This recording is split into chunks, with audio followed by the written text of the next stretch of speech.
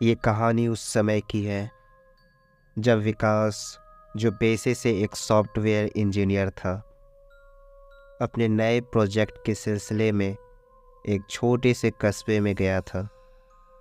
दिल्ली का रहने वाला विकास एक आधुनिक सोच वाला युवक था, जिसे भूत प्रेत की कहानियों पर कभी यकीन नहीं था।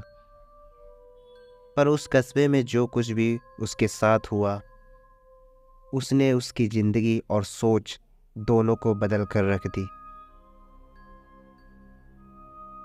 विकास के प्रोजेक्ट का काम लगभग खत्म हो चुका था, लेकिन कस्बे की एक लड़की श्रेया ने उसकी ज़िंदगी में एक अलग ही रंग भर दिया था।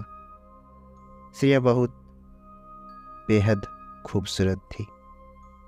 उसकी आंखों में अजीब सा जादू था और उसकी मुस्कान मानो दिल को छू जाती थी। विकास को श्रेया से मिलते ही प्यार हो गया। वो रोज़ उससे मिलने लगा।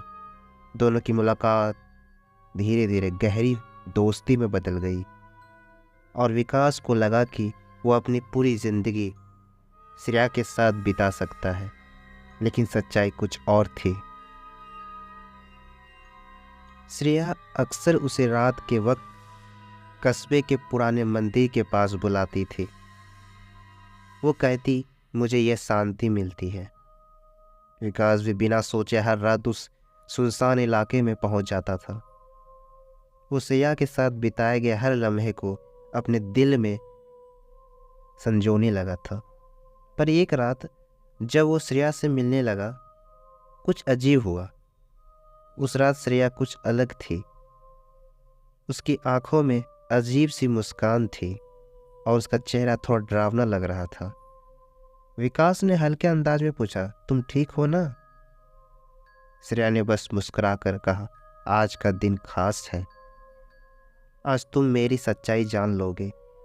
विकास उसकी इस बात से थोड़ा चौंक गया, पर उसने इस मजाक समझकर नजरअंदाज कर दिया। रात जैसे जैसे गहरी होती गई, विकास को महसूस होने लगा कि वहाँ कुछ ठीक नहीं है। अचानक एक पुराना आदमी जो पास के मंदिर का पुजारी था, वहाँ आया। उसने विकास को देखा और कहा, तू यहाँ क्या कर रहा है?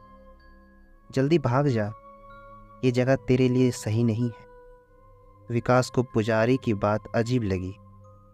उसने श्रेया की तरफ देखा, लेकिन वो बस चुपचाप मुस्कुरा रही थी।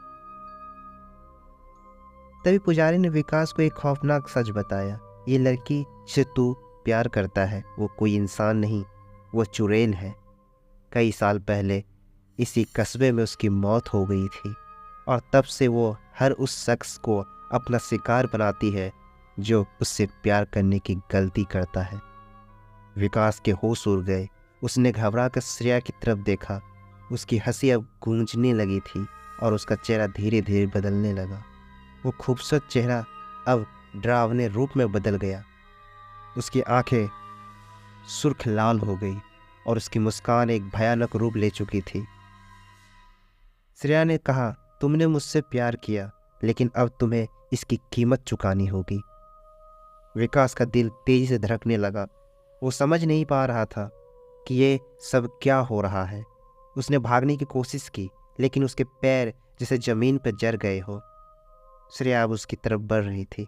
उसकी आवाज़ मानो कानों में गूंज रही थी, तुम मेरे हो हमेशा के लिए। तभी पुजारी ने एक मंत्र पढ़ा और श्रेया की ओर एक तावीज़ फेंका।